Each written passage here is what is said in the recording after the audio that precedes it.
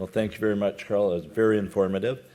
I'm not going to give a bio about myself. I'm the third panelist because most of you know me, but policing really prepared me for this job as mayor. I was an incident commander and a hostage negotiator, so when I'm dealing with the government, it's always good to have that piece in there. But I dealt with many, many emergencies in my career, from hostage takings to spills, chemical spills, and now flooding. So I am becoming a bit of an expert on it. But I just want to thank the Great Lakes St. Lawrence City's initiative for allowing me to speak about Thunder Bay and the flood of 2012. As many of you are aware, City of Thunder Bay and its neighboring communities of Conmee and Oliver Papoonge had a flood of major proportions in 2012. We had about 3 inches of rain on the 25th of May, and it just saturated the ground totally. And then on May 28th, it's one of those things that you remember in your life. There's 3 incidents I remember in my life. John F. Kennedy when he was assassinated, the Challenger when it blew up, and this one. I knew exactly where I was at any given moment that day. And the day of this flood, I was actually in Superior, Wisconsin. I had the honor of giving a speech to the war veterans on Memorial Day. And I couldn't miss that. I got a call at 5 in the morning that we had a flood, and I said, sorry, I'm staying here till 11. I want to deliver this speech because our veterans are heroes as far as I'm concerned. But I did race back to Thunder Bay after that speech. I fractured a few speeding laws for sure, but didn't get stopped. That was good. But in the days before the flooding, we had a lot of that rain, and then on May 28th, Environment Canada rain gauges recorded about 91 to 97 millimeters of rain, and the Conservation Authority said that we had 105 millimeters, which is in total over those days we had about 8 or 9 inches of rain. But May 28th was just unbelievable. The record washouts of roads. You can see this river there that was right up to its banks. Approximately 40 millimeters fell on May 24th, and it had widespread flooding. We had probably between 4,000 and 5,000 basements flooded, and it wasn't water, it was sewage, because our sewage plant was 45 feet underwater. It was just incredible, and all the pumps burnt out, just total shutdown of our sewage plant, and it was unbelievable. I walked that area, and the devastation was just incredible. So we convened our Emergency Operations Control Group, EOC for short, and declared an emergency at 8:15 a.m. that morning. So it was largest in scope disaster for the city of Thunder Bay. Impacted 4,000 to 5,000 homes, as I said, and it was very expensive repairing the infrastructure. We're probably looking at $100 million. We've spent about $30 million repairing the sewage treatment plant, and it's still not at 100%. Just a few weeks ago, we had another 3 inches of rain, and as I said earlier, we were supposed to get 4 more inches, and unfortunately, Mayor Hartwell got it. It was in Michigan, got hit pretty hard. But we were very lucky, or we would have had another disaster on our hands. City crews are mobilized immediately to deal with flood conditions. We assessed the damage to the city's infrastructure, roads, sewers, and trails. And I was in touch with Mayor Don Ness of Duluth because a couple of weeks after ours, he got hit severely hard. I think worse than us. I think they had 10 or 11 inches of rain in one day. So it was phenomenal. We had a drop everything priority from city staff. Everybody just came to the party. It was really good. Community response was fantastic. We had the Salvation Army, the Red Cross were there right away, and Mayor Schufelt came up last year, and we did a Tale of Two Mayors, and because Mayor Schufelt has had his own emergency to deal with. So if people don't believe climate change is here, you know what? You just have to see this to believe it. But so our communications, I think, were key throughout the whole flood. You know, that experience I had as a police officer and other experience that we had within the city, we dedicated a flood webpage. 98 Flood was our information line. Laurie Alexander, my policy and research assistant who's here, started a Facebook page just on the flood, and it was incredible how much traffic was on that. As I said, the Red Cross Salvation Army came to the party, and we had a clear, regular communications and strategy. I think that's very key. We had 40 media releases, we had 21 media briefings, and Minister of,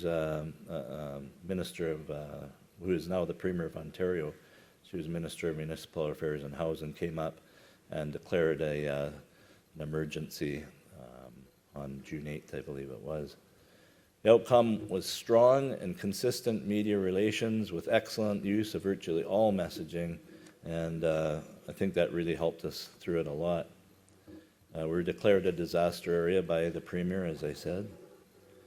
Emergency response, it was unbelievable how, like I say, everybody came to the party. It was so nice because we saw strangers helping strangers. A guy from the north end of town that wasn't affected by the flood was in the East End, which was one of the worst hit areas, and pumping out people's basements. But as soon as they pumped, as fast as they pumped, sewage just kept coming back in. It was horrible, but we did have, we reduced freelancing and thereby reduced the risk of confusion with our emergency response. And an example of freelancing, there's some great people that came to the party. My daughter, for one, got a group together. We called them the Blue Shirts, and they took over a church in one of the hardest hit areas and fed people and clothed people. It was just amazing, amazing response. So that's just our organizational chart of the EOC. I'm in charge of that as the mayor, and our fire chief and the emergency measures organization. So it's very important that you have those groups together.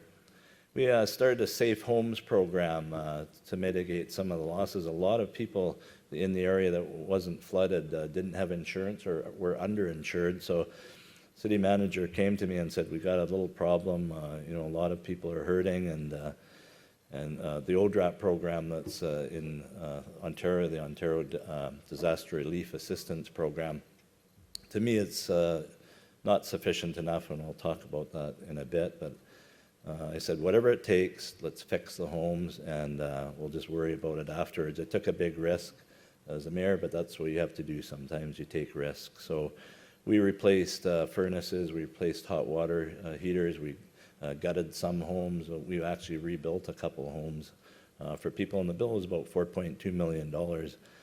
Quite a thing to take on. We water rebates, gave fees for repairs, building permits were waived. So we did all those things to help people out.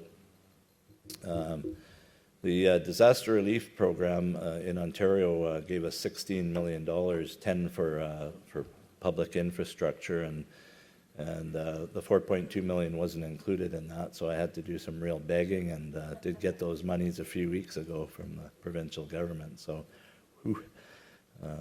but there was no loss of life.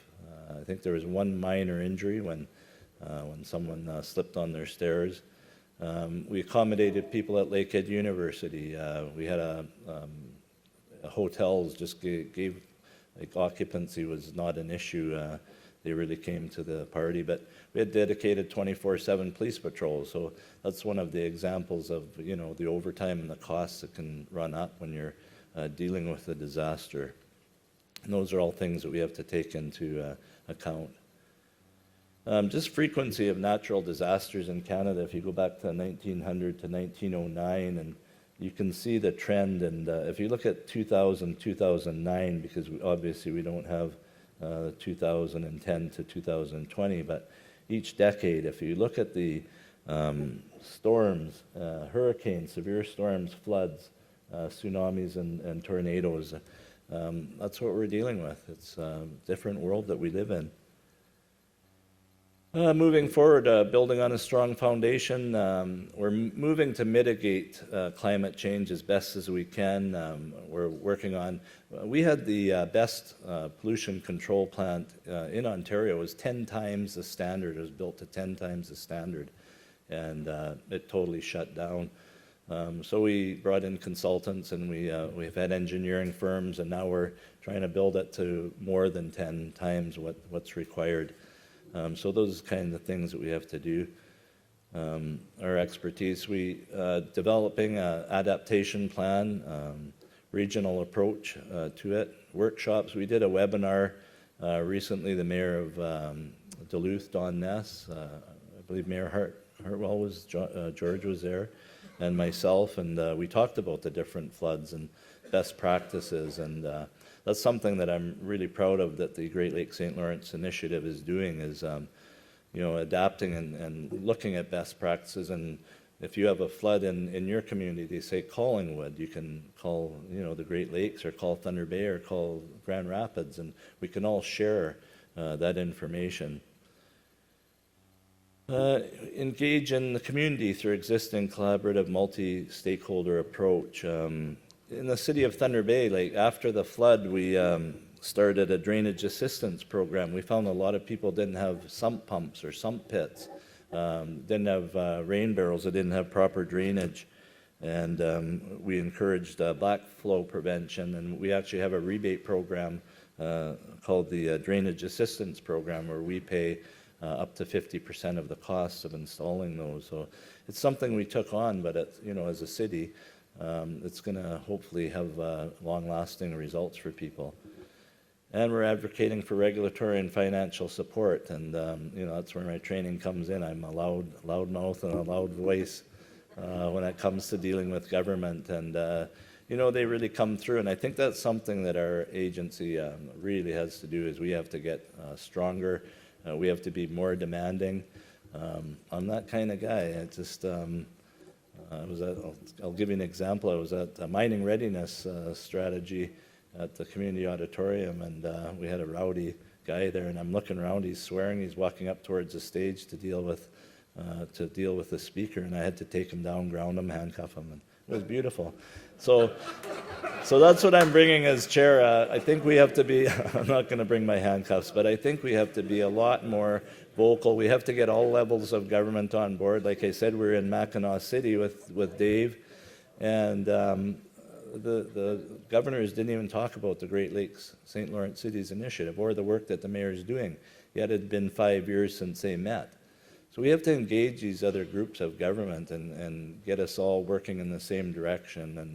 And I think if we do that, we're going to be able to mitigate a lot of these climate issues. So with that, I'm going to get off the stage, and we're early.